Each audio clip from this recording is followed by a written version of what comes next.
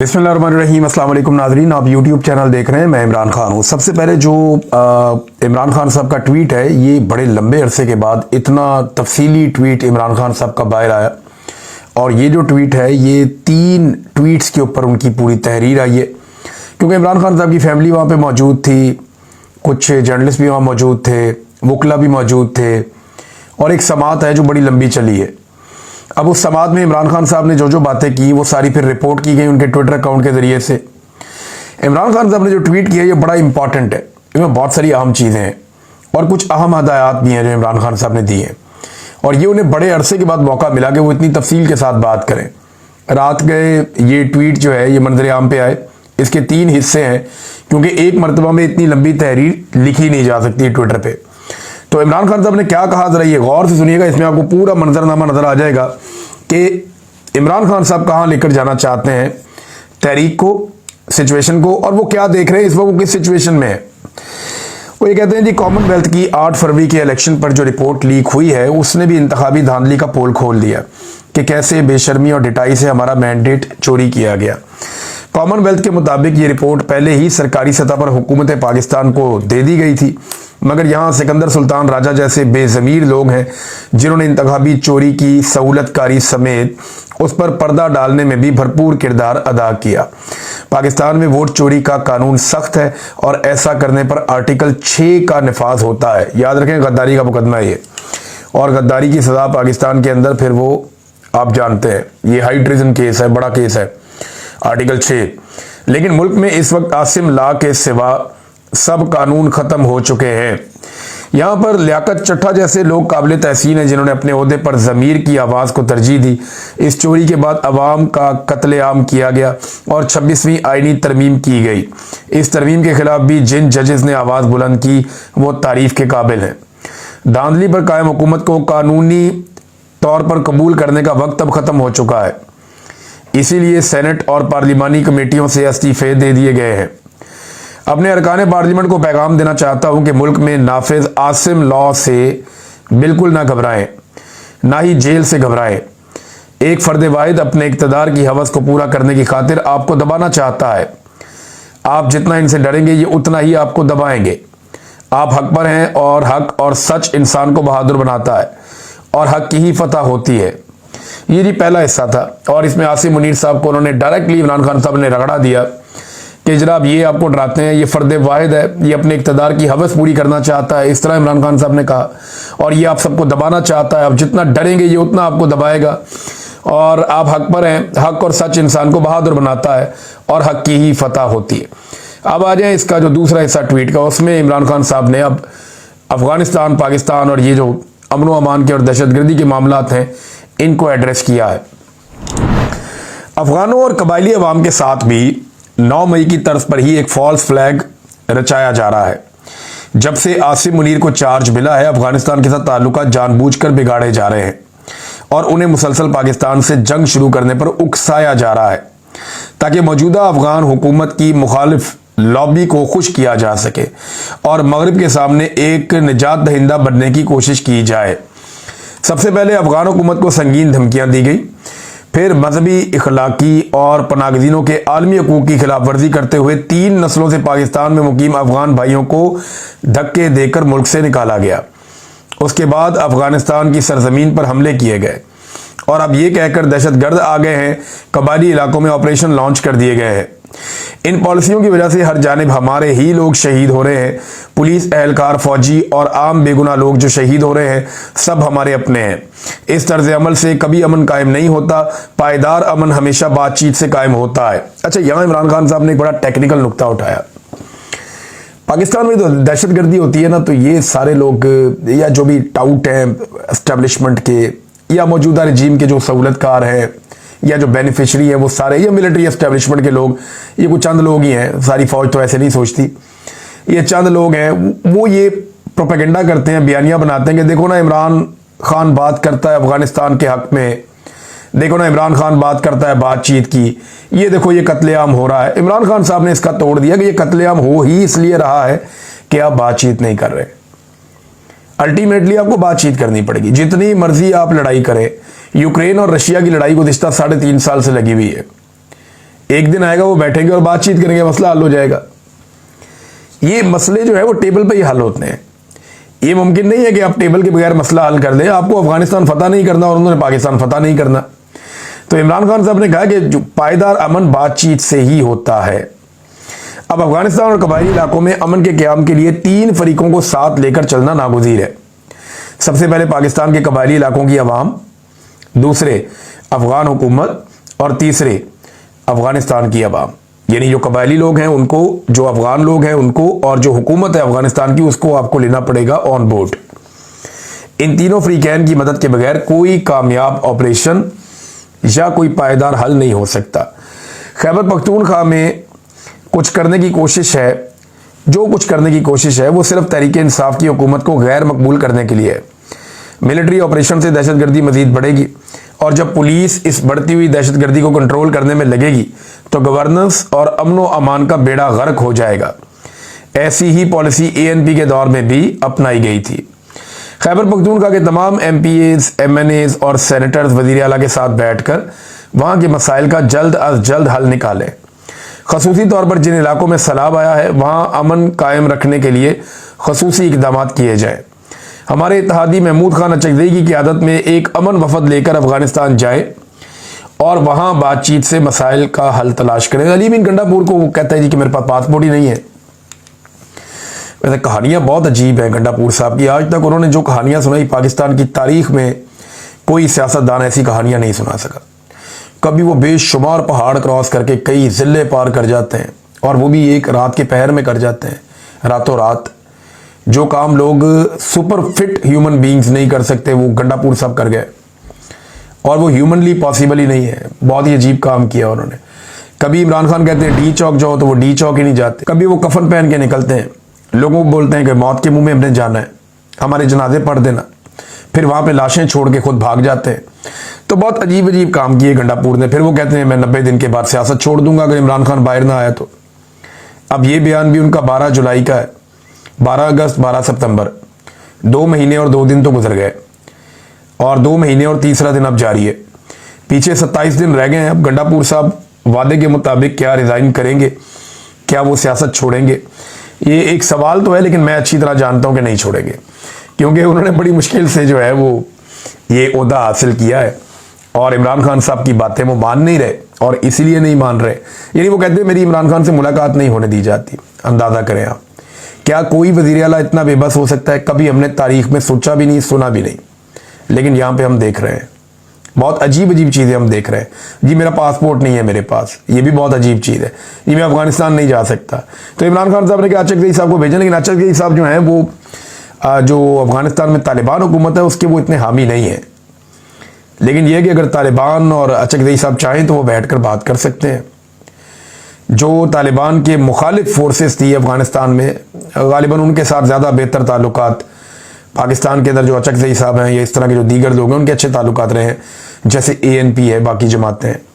लेकिन अचकज़ई साहब अगर बात करें और इमरान खान साहब की जानिब से उनके पास मैंडेट है और खैबर पख्तूनख्वा की हुकूमत भी उन्हें मैंडेट देती है, तो फिर तो वो बात करेंगे। तालिबान इतने समझदार हैं, उन्होंने अमेरिका से बात की है, तो वो इनसे बात क्यों नहीं करेंगे।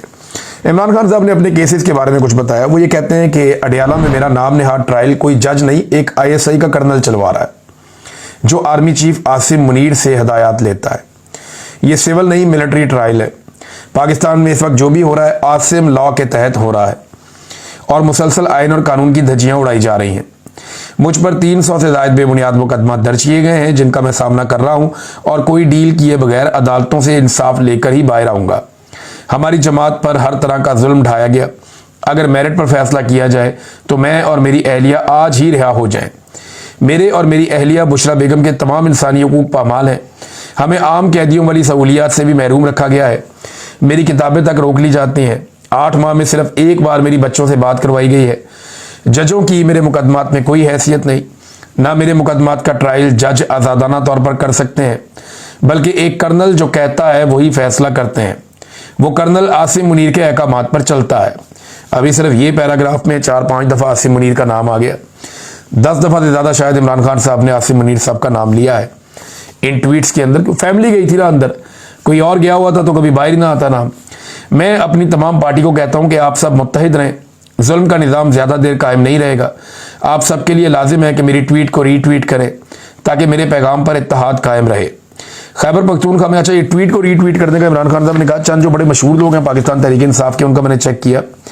जुनैद अकबर साहब ने ट्वीट को रीट्वीट किया, फैसल अमीन खान ने ट्वीट को रीट्वीट किया, ये अली अमीन गंडापुर के भाई हैं। शानदाना गुलजार साहबा ने ट्वीट को रीट्वीट किया है, आतिफ खान ने किया है, फैसल जावेद खान ने किया है, शाहिद खटक, बाकी ऐसे बहुत सारे लोग हैं जिन्होंने ट्वीट को रीट्वीट किया है।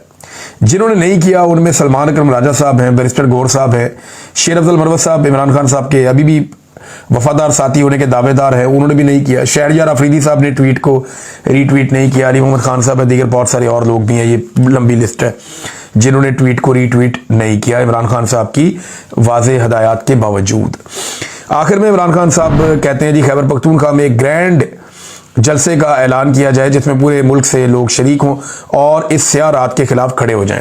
पूरे मुल्क से इमरान खान साहब ने बुलाया पाकिस्तान तहरीक इंसाफ के लोगों को कि वो पहुंचे खैबर पख्तूनख्वा में। जो तारीख उसके लिए आई है वो हफ्ते का रोज़ होगा और 27 तारीख होगी, जो अब तक तारीख सामने आई है।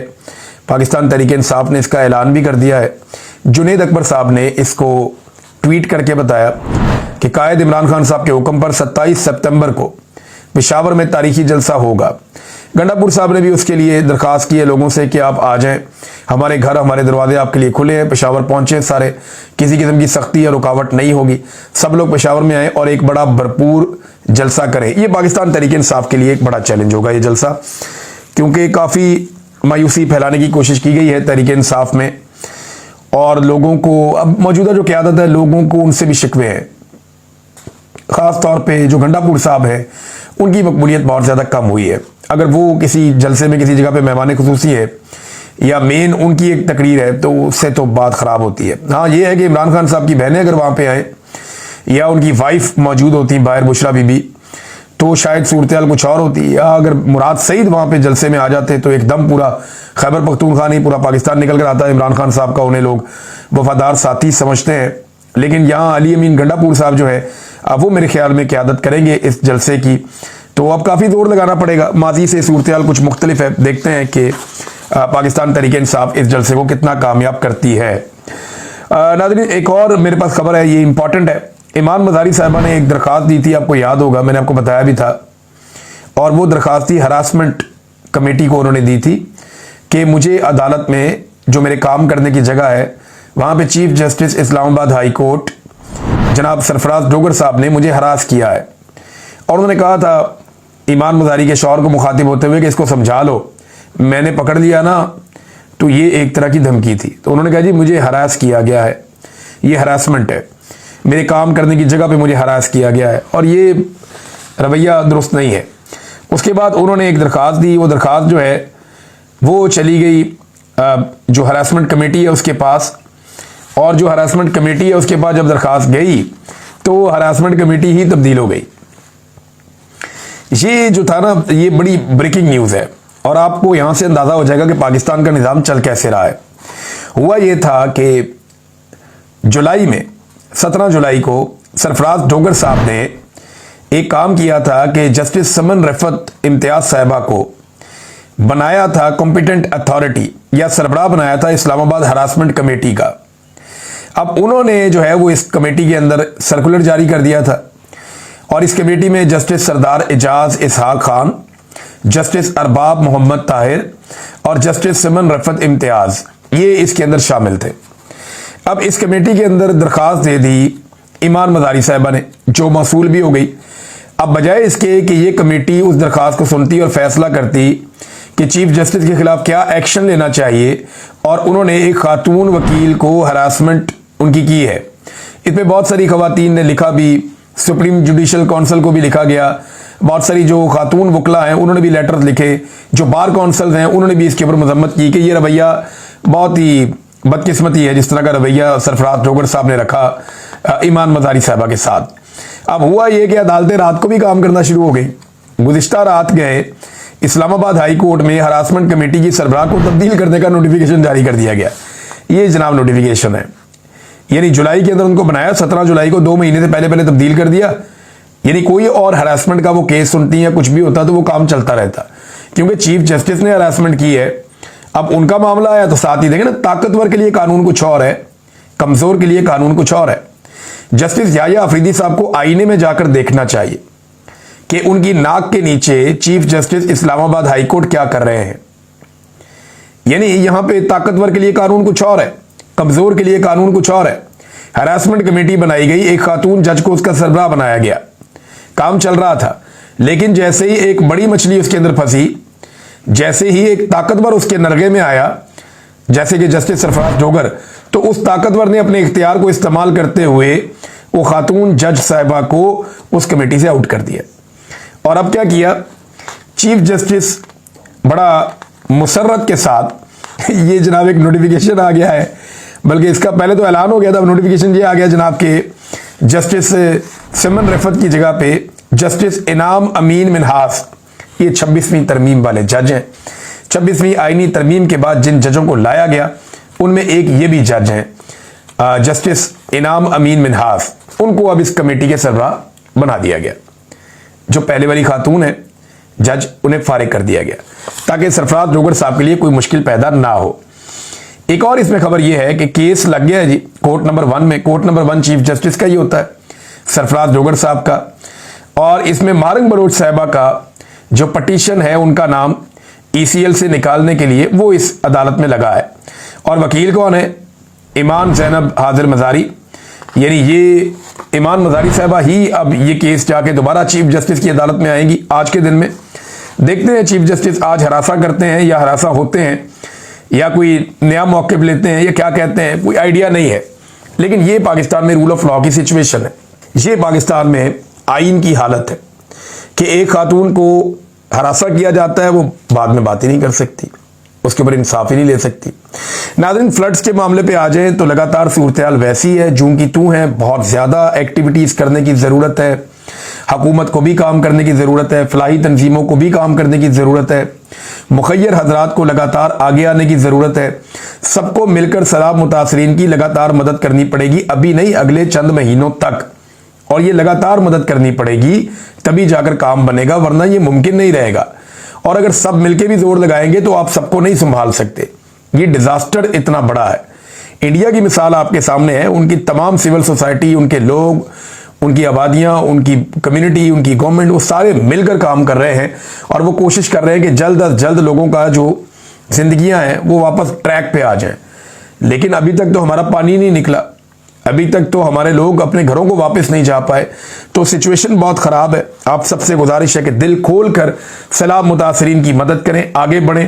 हुकूमत को भी यही चाहिए, मेरी उनसे भी ये गुजारिश है, चाहे आपको जाली हुकूमत बनाकर दी है, लेकिन खुदारा इंसानियत का ख्याल रखें। आप ये देखें कि इंसान मर रहे हैं, इंसान तकलीफ में है, तो सिर्फ इंसानियत के नाते आप काम करें। नाज़रीन, जहाँ सिंध में बहुत बड़े बड़े कारनामे होते हैं ना, यहाँ एक और कारनामा भी आ गया। लेकिन इससे पहले बताऊँ, इमरान खान साहब की जेल में मुलाकात भी है और मुलाकात के लिए अब जो नाम दिए गए हैं वो नाम मैं आपको बताता हूँ। बैरिस्टर गौहर को, सलमान अकरम राजा, काजी मोहम्मद अनवर और नियाजुल्ला नियाजी, मोहम्मद अली बुखारी और अली जमान, ये जो लोग हैं 6 लोग, इन्हें इमरान खान साहब की मुलाकात के लिए चुना गया। आज के दिन ये मुलाकात होनी चाहिए थी, लेकिन पता नहीं ये मुलाकात होती है नहीं होती, लेकिन ये नाम हमारे सामने आ गए हैं। नाज़रीन, सिंध का एक बड़ा मज़ेदार कारनामा मैं देख रहा था। सैफ अहमद पीरजादा साहब हैं, इनको पहली पोजीशन मिल गई थी। कहाँ से? ये डिग्री कॉलेज है, ये गवर्नमेंट डिग्री कॉलेज है कराची में। इन्हें जनाब पहली पोजीशन मिल गई सैफ अहमद पीरजादा को। और मज़े की बात यह है कि इस तालिब इल्म का कभी दाखिला ही नहीं हुआ कॉलेज में, लेकिन इसको पहली पोजीशन मिल गई। जो प्रिंसिपल हैं गवर्नमेंट डिग्री कॉलेज के, उन्होंने बताया कि कमिश्नर और डिप्टी कमिश्नर दोनों वहाँ मौजूद थे इस मौके पर। तो मैंने उनको बताया कि ये तालिब इल्म का कोई रिकॉर्ड ही नहीं है हमारे पास, ये तो हमारे इदारे में कभी पढ़ता ही नहीं रहा, मगर फिर भी उन्होंने इस पर तवज्जो ना दी और इस तालिब इल्म को जनाब पहला इनाम या पहली पोजीशन दे दी गई। और बताया जाता है कि मुबैना तौर पर ये आसिफ अली जरदारी साहब के सिक्योरिटी इंचार्ज अल्ताफ़ अहमद पीरजादा के साहबजादे हैं।